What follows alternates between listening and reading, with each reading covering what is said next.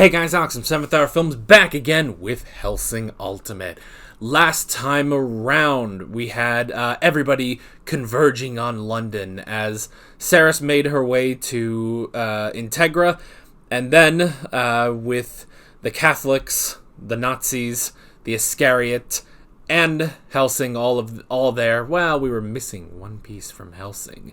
And Alucard finally arrived, unleashed all of his power, the full power of Dracula.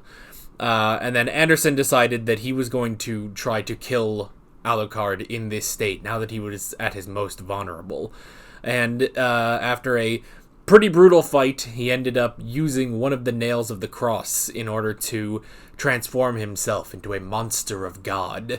And where last we left, he seemed to have driven one of his holy lances into the head of Alucard. So we'll just have to see where that goes from here. So if my voice sounds a little bit odd, which it probably doesn't, but it might sound a little bit odd, I am recovering from a cold. I'm pretty good today. All the other videos I've recorded this week, I've sounded pretty worse. But I'm a lot better today. I'm also out of black shirts, so I've just decided to screw it, and I'm just gonna wear a purple shirt today. It's been a long time since I've worn another color. Like, I generally just wear my black t-shirts, but I just decided today, screw it, I'm out of black t-shirts anyway, so I just wore this. So, but yeah. Also, so yeah, my voice, now that I'm talking, like, my voice is starting to get just a tad raspier. I've got water here, and I might be coughing a bit throughout the video, but it's alright. Hopefully we'll be better by the finale next week. So, like always, the reaction is down in the description and in the pinned comment for your viewing pleasure. So let's go ahead and jump right into this episode of Hellsing Ultimate. Here we go.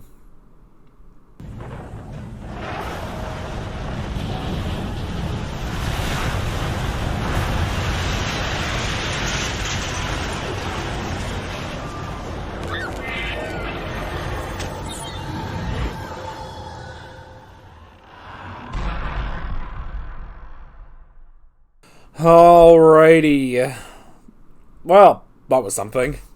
Alright, this is gonna be one of those times where I feel like I will need a little bit of help in the comments. Namely, just on, like, his backstory, like, the backstory they show at the beginning of the episode, which I guess I get it enough, but, like, so, Alucard, Dracula, Vlad, I guess, I don't know, like, he was I guess, you know, he was fighting in the name of God. But, I mean, he kind of wasn't. I don't know. Why was the Major? How old is the Major? Is the Major, like, actually 500 years old? Or was that just, like, a weird flash? I don't know. That might be the one thing I don't fully understand.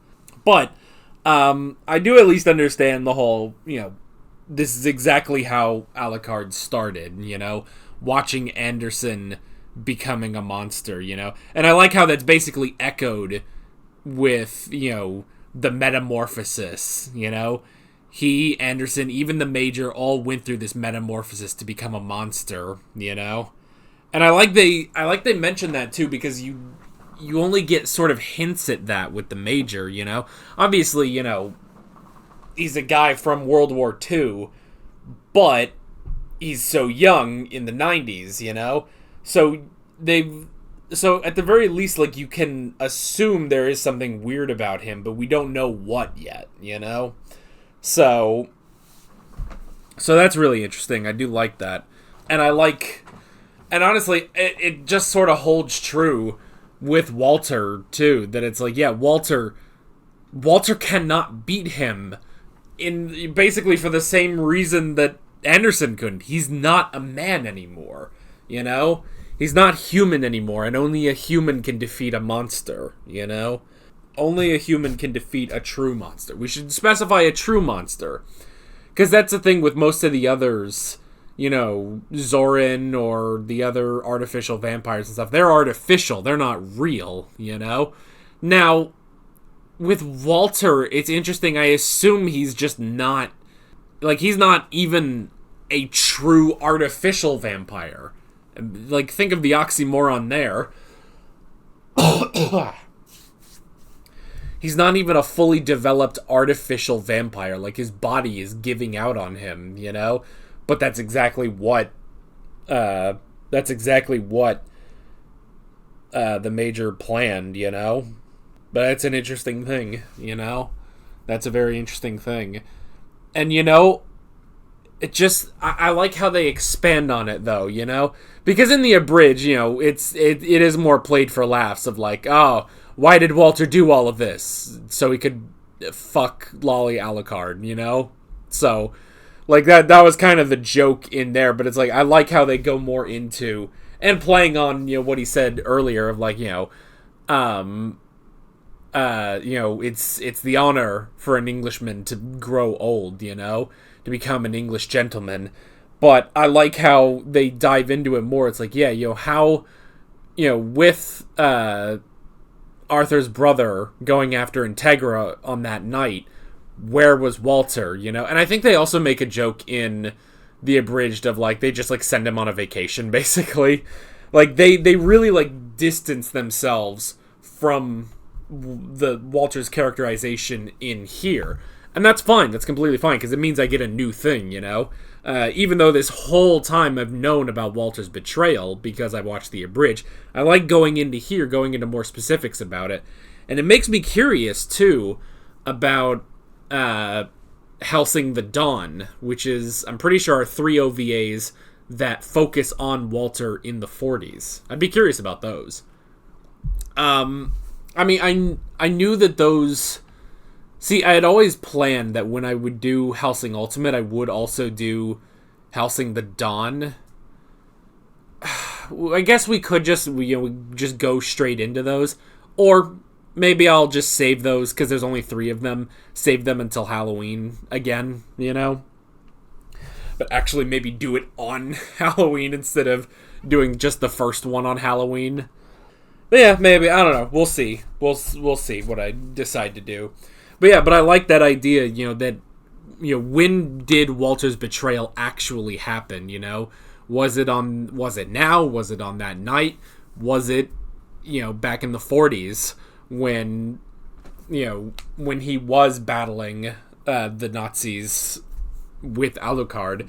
And I like Alucard touches on that, you know, like, it's more than likely, you know, what was he afraid of, you know? Was he afraid of his own mortality, growing old? Was he afraid that he wouldn't be remembered, you know? Because now, even here, like, he has lost everything. The people that he does care about. Because that's the thing, it's like, I feel like even if, you know, he decided that, you know, long ago, and, you know, he's been building up to this moment, I still feel like he does care. You know, there's that moment with Saris where I feel like he does care about them, you know? He cares about Integra. He does care about Saris, you know? Maybe even to an extent cares about Alucard, you know? But there's just something about, you know, his pride, maybe as a vampire hunter, or just, you know, his arrogance as a human wanting, you know, his desire for immortality, you know? But now, everything is gone, and those, you know, he did have something, you know?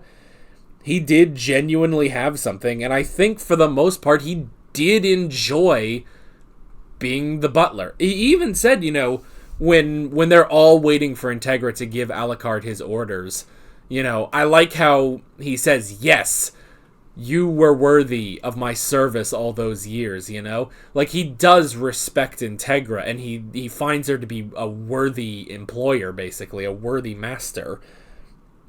In a similar way that Alucard does, honestly. So yeah, like, I it's an interesting thing. Like, I feel like you could sort of go into...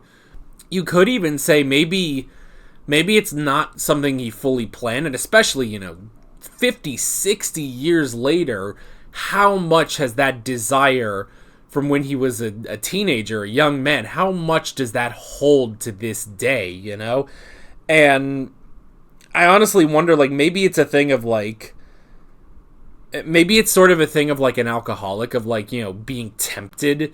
Like, he's kind of been on the straight and narrow for a while, but every so often something gets to him, some drink gets to him, and he's like, oh, gotta do it, Maybe that's why, when he saw, like, he knew that Integra would survive, her uncle, but he knew that if she got to Alucard would be revived, And maybe he just, who knows, maybe he just wanted to fight, too. Because that is one thing they lean on more in the abridged. Like, yes, they talk about, there's the joke of fucking Lolly Alucard, which is the weird sentence to say. But they do also bring up the fact that he is a vampire hunter,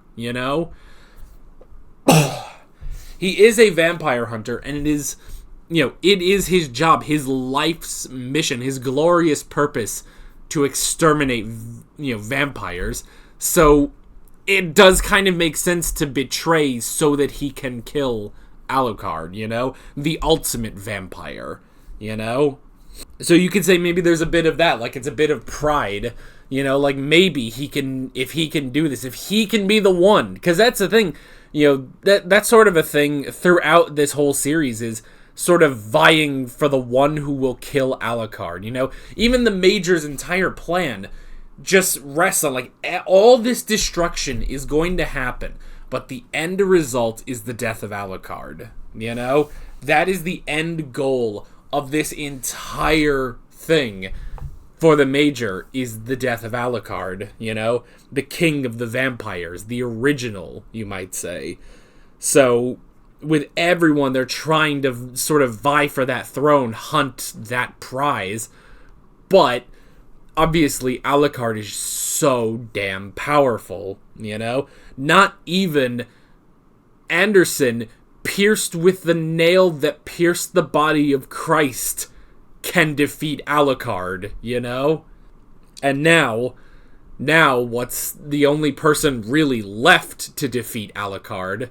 Well, and that's, and of course, and we'll talk about this next episode of what ultimately happens, but for here, it's like, because everyone's trying to defeat him in just a one-on-one fight, basically. What the Major ends up doing, and we'll talk about it next episode, is very different from what everyone else tries, But here, at the end of the line, is the last warrior standing, the last vampire hunter, though he being a vampire himself now, he is the last vampire hunter to try to end the king of vampires. And if his body wouldn't give out, maybe he would get pretty close. But even then it's such an impressive fight. It's such an amazing fight, watching those wires going crazy. And even too, just, I love the moment of, using the wires literally as wires on a puppet, and using the Hellhound and Luke Valentine as puppets, basically. Like, that's so interesting. But Alucard is too clever. He's clever, and he can outlast Walter, But these fights is so good. It's so good, It's so friggin' good just watching these wires. This is kind of what I feel like. I feel like Walter's wires, I feel like that's what would happen if Joseph Joestar got Hermit Purple in part 2, Like, that, I don't know, there's just something about, I just love it. I want to see more wires in fiction. I feel like, what's the other, there's another that I know of, I think. I'm pretty sure there's at least one other character that uses those kinds of, wires for combat. I don't know. Maybe I can look it up. Because can I find this on, the Superpower Wiki? Because the Superpower Wiki, they have a lot of, obscure shit, too. Apparently there's an anime where a character has an ability that stops time, and it's named after the world, the tarot card, and so they stop time with the world, and it's literally exactly like Dio, Alright, wire manipulation. Okay, yeah, there's a decent amount. Let me see if I just kind of recognize any of these. Alright, there's Walter. Oh, yeah, I guess technically, yeah, Jolene Cujo in JoJo Stone Ocean. I guess that is true. I guess that's true that Jolene could you imagine, man, Poochie would be in for a fucking surprise in part 6 if Jolene just started using Stone Free in the same way that Walter uses his wires. And then, yeah, I guess, like, metal benders in like, Legend of Korra and stuff. Was there anyone oh, and maybe kind of another one I thought of is on My Hero with Best Jeanist. With Best Jeanist, he kind of has a similar thing. He doesn't quite use it to slice up like Walter does, but just the way he manipulates threads is kind of similar. So, something about that, like, ever since I first saw that when I watched Hellsing Ultimate Abridged on here, it's one of the coolest powers. I think also, too, it's because I feel like it's such a cold, calculated, and yet almost elegant power. It's very befitting of, an English gentleman, a butler, this sort of, it's not this crazy, gotta go around and do all this crazy stuff. It's very precise, it's very close-knit, just taking a thread and just sort of moving a little bit and just shit happens, So I just absolutely love Walter's powers. So if anything, I'm just fine. It's like, go ahead, betray them. It means I get a cool fight, So yeah, I would love to see more characters in fiction using wires like Walter does. Hell, just the fact that I just, realized, Jolene, oh my god, if Jolene did that, not that that would have helped, not that that would have helped the ending of part 6, but I would just love to see Jolene doing that, So, I don't know. I guess it just depends on if just the string of Stone Free itself would be strong enough to do that, I don't know, but it's just so cool. And Walter's look, too, I love his vampire look, where it's he normally has, the button-up shirt and the vest and everything, but I love now the shirt is black. There's just something about, it makes him Dark Walter, but there's just something about that look that's just so fucking cool, man. But his body is giving out, he's not regenerating, but he is de-aging more and more and more, and now... and Alucard has changed his body to match. The design of that is just so crazy, because it's basically the Major's outfit, but this, kawaii anime girl, but with these sadistic, twisted eyes, and Crispin Freeman's Alucard voice coming out of it. There's just something about it that's just so funny, But damn. This shit's great. We got one more episode. Of Hellsing Ultimate. And, technically this will be going out on the new year, on January 2nd here on YouTube. On Patreon. Patreon. At the end of December. I was kind of hoping this would end up, right at Christmas. Just so we kind of we have a bookend of starting at Halloween and ending with Christmas, but... didn't quite work out, but that's okay. But I'm excited. I'm really enjoying this. And again, watching this, having already seen the abridged, it's nice to see what a lot of the original intention was, because again, a lot of shit gets cut out from the abridged, and a lot of stuff gets changed, and, of course that would happen. They're a comedy parody show, with respect to the original. But I like seeing a lot of this stuff, especially now knowing Walter's true motivations. That's really interesting. And, something I just thought? I think this might be the first episode where there's just, no goofy moments, There's none of that where the art style changes and there's, a weird goofy moment. I feel like this is the first episode that doesn't have anything like that. And good. Like, we don't need that here. And a lot of the goofy moments have been really goofy in this show, and I don't really care for some of them, but I'm glad there's none of them here. It's like, no. This is when shit gets serious. So yeah, good stuff, and I am excited to see where we are going next time. But that is basically it. With all of that being said, I'm Alex from 7th Hour Films, and I will see you guys next time. Take care. Alright guys, thanks for watching this video. There's a bunch of links on screen if you want to go click around any of those. There's a playlist with all of my Hellsing Ultimate reactions, as well, just Hellsing reactions, as well as another video on screen. There's also a subscribe button and a Patreon button on screen, as well as other links in the description if you want to go check out any of those. See you guys later.